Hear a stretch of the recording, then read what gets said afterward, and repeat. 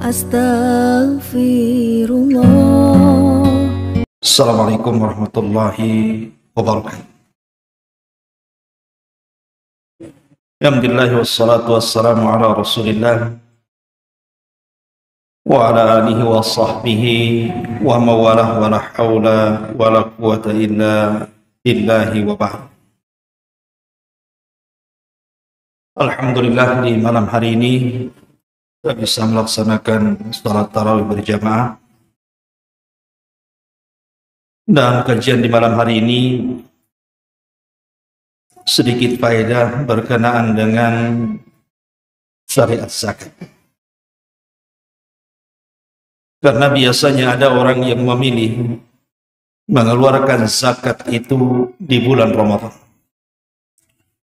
Tentu karena mengingat pahala yang berlipat ganda di dalamnya, sehingga banyak kaum muslimin yang kemudian memilih waktu haulnya itu dipertepatkan dengan bulan Ramadan. Namun yang ingin saya jelaskan adalah, apakah zakat ini semua orang boleh kita salurkan, ataukah ada orang-orang yang tidak berhak dan tidak boleh menerima zakat? Maknanya, jangan sembarang kita menyalurkan zakat. Karena ada orang-orang yang tidak boleh mereka menerima zakat kita. Inilah yang kita akan bahas di malam hari ini. Siapa orang-orang yang tidak berhak mendapatkan zakat? Sebelumnya saya ingin jelaskan tentang perbedaan zakat dengan sedekah dulu. Apa sih perbedaan zakat dengan sedekah itu? Yang pertama, zakat itu diwajibkan dalam Islam. Bahkan satu di antara rukun daripada rukun-rukun Islam. Adapun sedekah tidak wajib. Sedekah itu tidak diwajibkan. Artinya sedekah itu kita keluarkan karena kerelaan. Ini yang pertama.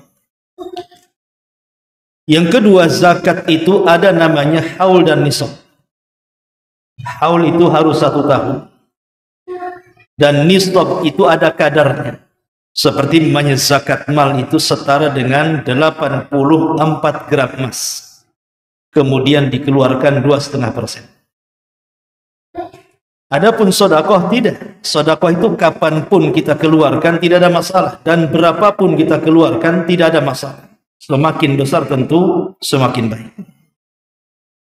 Kemudian yang ketiga, zakat itu diberikan kepada golongan-golongan tertentu yang sudah termaktub dalam surah At-Taubah 60. Jadi ada orang-orang tertentu yang memang sudah dikhususkan di dalam Al-Quran para penerima zakat. Tapi kalau sedekah ini tidak, siapapun bisa menerimanya. Apakah yang termasuk dalam kategori 8 asnaf dalam At-Taubah 60 ataupun yang lainnya? Kemudian yang nomor 4, barang siapa yang mati atau meninggal dunia dan dia punya zakat, punya hutang zakat, maka ahli warisnya harus membayarkannya. Berbeda dengan sedekah, maka tidak wajib ahli waris untuk membayarkan sedekahnya. Kemudian yang nomor 5, orang-orang yang tidak mau bayar zakat itu terancam dengan azab. Nanti saya jelaskan bagaimana Allah Subhanahu wa taala mengancam orang-orang yang tidak mau bayar zakat. Bahkan di zaman Abu Bakar Siddiq radhiyallahu anhu, orang-orang yang mereka tidak mau bayar zakat sampai ke taraf mengingkari kewajibannya diperangi. Sampai-sampai Umar bin Khattab mengatakan kepada Abu Bakar, "Kenapa engkau memerangi orang yang mengucapkan kalimat la ilaha illallah?" Maka Abu Bakar mengatakan, "Tetap siapapun yang membeda-bedakan salat dengan zakat tetap aku perangi. Tapi sedekah kan tidak terancam dengan azab. Antum tidak sedekah tidak ada masalah. Tapi tidak dapat pahala kan begitu. Tapi tidak terancam dengan azab." Kemudian yang nomor 6, bahwa zakat itu tidak boleh diberikan kepada al-usul wal fur', Maksudnya usul itu kepada orang-orang yang wajib kita nafkah, seperti bapak kita, ibu kita, kakek kita, buyut kita ke atas, atau kepada usul, kepada furu. Furu itu artinya ke bawah, anak kita, cucu kita, karena mereka memang wajib kita zakat, tidak wajib kita berikan nafkah kepada mereka, maka tidak wajib zakat kepada mereka. Tapi kalau sedekah tidak ada masalah. Sedekah kepada ibu, sedekah kepada ayah tidak ada masalah. Ini yang nomor 6. Kemudian nomor 7, zakat tidak boleh diberikan kepada orang kaya. Zakat tidak diberikan kepada orang kaya ataupun kepada orang yang al-qawi al-muqtasib, dia sanggup bekerja. Karena zakat itu juga diantara asnafnya adalah kepada para fuqara, orang-orang yang fakir. Kemudian kalau sedekah tidak ada masalah. Kemudian yang nomor 8, bahwa al-afdalu fi zakat, jadi seafdal-afdalnya dalam zakat itu adalah tu'khadu min aghniya'il balad faturaddu ala fuqara'i. Zakat itu diambil dari orang kaya tempatan dan disalurkan kepada orang miskin tempatan. Jadi sebaiknya zakat jangan dikeluarkan. Kalau kita bekerja di Batam, ya diberikan kepada orang miskin Batam. Tapi kalau sedekah tidak ada masalah. Antum kirim ke kampung tidak ada masalah. Itu afdalnya. Ini juga diantara perbedaan yang nomor 8. Kemudian yang nomor 9, zakat tidak boleh diberikan kepada orang kafir ataupun orang musyrik. Zakat tidak boleh, kecuali mungkin mereka mu'allaf qulubuhum, untuk dilembutkan hatinya. Tapi kalau sedekah boleh dalam bentuk hadiah. Umpamanya kita menyembelih kurban, sepertiga kurban ini dihadiahkan kepada tetangga kita yang kafir, tidak ada masalah, untuk memperindah Islam gitu ya. Ini juga diantara perbedaannya. Dan yang ke-10, tidak boleh zakat ini diberikan kepada pasangan. Kalau sedekah tidak ada masalah. Umpamanya istrinya kaya, suaminya miskin. Istri ingin bersedekah kepada suami, ngasih modal, tidak ada masalah. Tapi kalau zakat tidak boleh. Inilah perbedaan antara zakat dan sedekah. Adapun orang-orang yang tidak boleh diberikan zakat, jadi ada orang-orang itu dilarang, antum tidak boleh memberikan zakat kepada mereka, baik zakat mal atau zakat fitrah. Nanti sebentar lagi ada zakat fitrah. Hati-hati antum kalau menyalurkan zakat fitrah, baik secara langsung kepada personnya atau diberikan kepada amilnya. Amil pun harus hati-hati memberikannya. Siapa yang tidak boleh mendapatkan zakat itu? Pertama, alun Nabi sallallahu alaihi wasallam wa Bani Hashim, keluarga Nabi sallallahu alaihi wasallam. Keluarga Nabi sallallahu alaihi wasallam tidak boleh diberikan zakat. Kenapa demikian? Karena zakat itu hakikatnya adalah harta kotor yang kita keluarkan. Dan keluarga Nabi sallallahu alaihi wasallam tidak boleh memakan harta kotor. Makanya Nabi sallallahu alaihi wasallam mengatakan, inna hadhihi sadaqat innama hiya awsahun nas wa innaha la tahillu li Muhammadin wala li ali Muhammadin. Sesungguhnya sedekah ini, baik zakat ataupun sedekah, tidak sebuah kotoran dari harta-harta manusia, dan tidak halal bagi Muhammad dan keluarganya menerima zakat ataupun sedekah. Tidak boleh, kecuali mereka menerima hadiah boleh. Seperti kasusnya Salman Al-Farisi radhiyallahu anhu ketika dia hendak masuk Islam.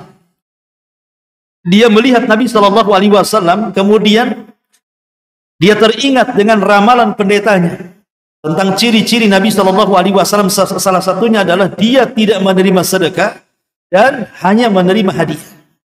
Ketika diberikan sedekah Rasul menolak, ketika diberikan hadiah Rasul menerimanya.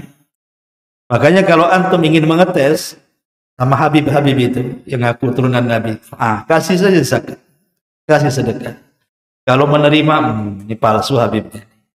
Karena keluarga Nabi tidak dapat zakat dan sedekah. Kalau dia tolak, berarti mungkinlah kan gitu ya, hadiah. Tapi jangan kasih sedikit, kasih banyak. Kasih 100 juta, ini sedekah. Mikir dia kan, terima nggak? Terima kan gitu. Masyaallah muslimin yang dimuliakan Allah Azza wa Jalla, ini yang pertama. Yang kedua, li ashasil muqtasibun, bagi anak-anak muda yang masih bisa bekerja. Jadi anak-anak muda yang masih bisa bekerja, maka mereka tidak layak dapat zakat, baik zakat mal atau zakat fitrah. Karena ada hadis Nabi sallallahu alaihi wasallam yang mengatakan dalam hadis Abi Hurairah radhiyallahu an, Rasulullah SAW mengatakan, la tahillu sadaqatu li ghani wala dhi mirratin sawi. Kata Nabi sallallahu alaihi wasallam, tidak halal, artinya haram, sedekah itu diberikan kepada orang kaya dan orang yang sehat, kuat badannya. Mirratis sawi ini dalam bahasa Arab artinya orang yang al-qawi sahihul badan, yang kuat, yang sehat badannya. Nggak boleh kita berikan zakat kepada mereka. Mereka bisa bekerja masalahnya. Jadi orang-orang ini, tapi mereka itu miskin, Ustaz. Miskin karena tak mau kerja dia. Kecuali dia posisinya sakit gitu ya, atau sudah tua, tidak sanggup bekerja, nah, mungkinlah kita berikan zakat kepada mereka. Baik zakat mal atau zakat fitrah gitu ya. Tapi orang-orang anak-anak muda yang kekar, yang kuat-kuat tenaganya gitu ya, bisa nukang, bisa ini, bisa itu, tidak boleh antum salurkan zakat kepada mereka. Karena ada hadisnya tadi. Ya. Kemudian yang ketiga, orang kaya. Jelas karena orang kaya itu memang zakat diambil dari mereka, bukan mereka penerima zakat. Apa kata Nabi SAW? Tu'khudhu min aghniyaihim faturaddu ila fuqaraihim. Diambil dari orang kayanya, disalurkan kepada orang fakirnya. Lalu kok malah diberikan zakat pula kepada orang kaya? Jadi orang kaya itu tidak berhak menerima zakat, kecuali ada pengecualian. Boleh orang kaya itu menerima sedekah atau zakat dari kita berdasarkan hadis Nabi SAW, la tahillu sadaqatu li ghaniyin illa di khamsatin. Tidak halal artinya haram orang kaya itu menerima harta kecuali karena 5 perkara. Al-amilu alaiha, dia jadi amil, dia pengurus amil zakat yang ditunjuk pemerintah, maka mereka berhak mendapatkan zakat. Ataupun kata Rasul, wa rajulun ishtaraha bimalihi, atau orang kaya bangkrut karena membantu orang, akhirnya dia bangkrut. Ataupun gharim, orang kaya yang kelilit hutang. Au ghazin fi sabilillah, atau orang kaya yang hendak berperang di jalan Allah. Au miskin tasaddaqu alaihi fa uhdiya minha li ghani. Ataupun orang miskin yang menerima zakat kemudian dia menghadiahkan kepada orang kaya. Maka boleh orang kaya menerima harta seperti ini. Tapi dasarnya orang kaya itu tidak berhak mendapatkan zakat. Tidak boleh antum zakat fitrah atau zakat-zakat yang lainnya diberikan kepada orang kaya. Ini yang ketiga. Yang ketiga. Yang keempat, orang-orang kafir. Orang kafir tidak boleh menerima zakat berdasarkan ijma kesepakatan para ulama. Tidak boleh. Kecuali ada pengecualian. Kalau seandainya dalam rangka untuk melembutkan hati mereka, dan itu masuk pada mu'allafatu qulub, orang yang dilembutkan hatinya. Nampak nih orang ini mau masuk Islam nih, sudah ada tanda-tanya dapat hidayah nih, mau masuk Islam. Untuk makin cepat dia masuk Islam, kasih zakat. Itu kalau memang hendak melembutkan. Tapi kalau orang kafirnya sama saja dikasih zakat, nggak dikasih zakat juga nggak masuk Islam, ya buat apa kasihkan orang Islam? Ya, bagus orang Islam gitu daripada kepada orang kafir. Termasuk juga yang nomor 5, orang fasik. Ini khilaf ulama. Khilaf ulama, tetapi yang rajih wallahu alam, orang fasik tidak menerima zakat walaupun dia miskin. Jadi hati-hati nih antum kalau menyalurkan zakat. Nampak tuh di pojok sana itu miskin, susah, tapi sholat pun tidak. Judi kencang, adu ayam ya, kan itu. Ini buat apa? Kecuali kalau kita niat untuk anak-anaknya. Karena dosa bapaknya kan tidak mungkin mengalir ke anak-anaknya. Jadi kita ngasih zakat itu untuk anak-anaknya saja, bukan untuk orang tuanya. Sebab dikhawatirkan kalau kita berikan zakat kepada orang fasik, nanti digunakan untuk kefasikannya. Itu namanya menolong dosa namanya. Maka tidak boleh, wala ta'awanu 'alal itsmi wal udwan, kata Allah. Jangan tolong menolong di atas perbuatan dosa dan juga permusuhan. Kemudian juga di antara yang nomor 6, man talzamu wa tujibu alaihi ma nafaqah. Orang-orang yang memang mereka kewajiban kita memberikan nafkah kepada mereka. Tadi saya sudah jelaskan tentang perbedaan zakat dan sedekah. Lah di antara asnaf atau orang-orang yang tidak boleh mendapatkan zakat adalah orang-orang yang memang mereka berada di lingkungan kita dan memang wajib kita berikan nafkah kepada mereka. Seperti istri kita, anak kita, orang tua kita, itu sudah kewajiban kita memberikan nafkah kepada mereka. Maka kita tidak boleh zakat kepada mereka. Karena kewajiban kita gitu. Kalau zakat kan setahun sekali.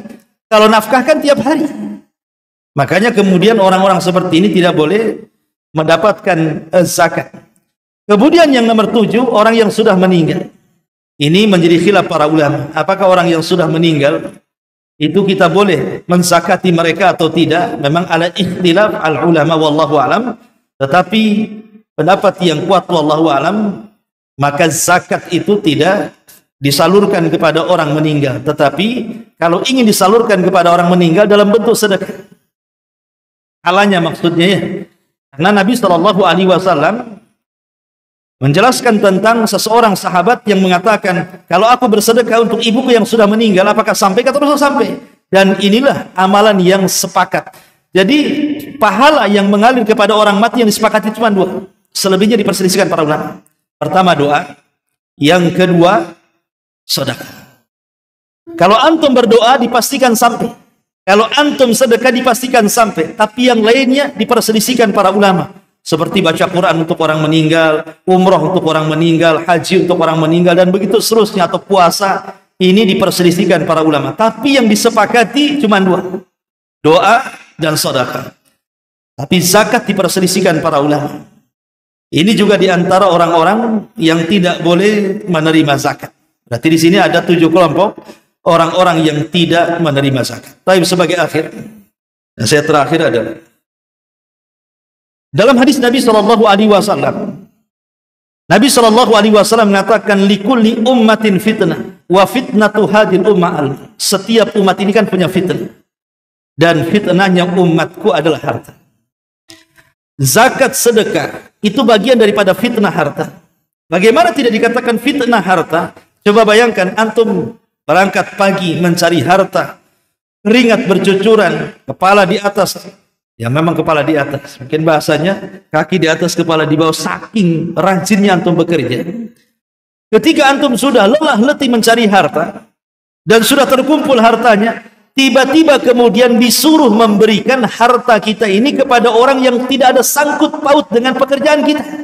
Dia tidak membantu kita, tidak ngasih modal dengan kita, kadang tidak kenal pun. Tiba-tiba kita disuruh kasih pula harta itu kepada dia. Itu kan ujian namanya. Sanggup nggak kita memberikannya?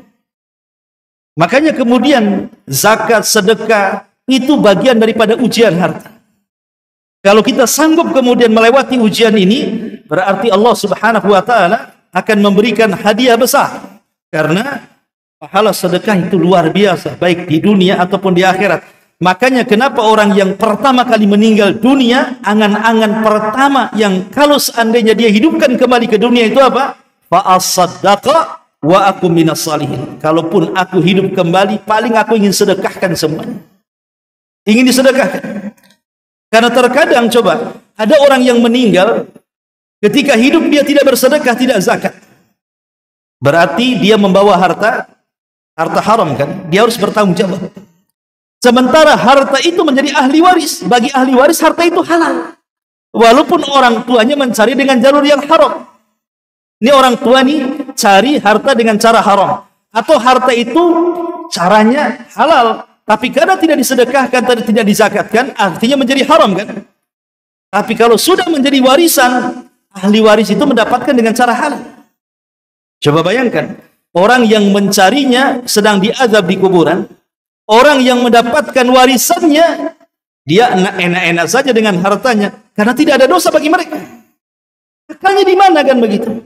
Kita yang lelah letih cari harta, tapi kemudian di dalamnya ada hal yang diharamkan, kita pula diazab. Sementara ahli waris kita enak-enak saja dengan harta kita.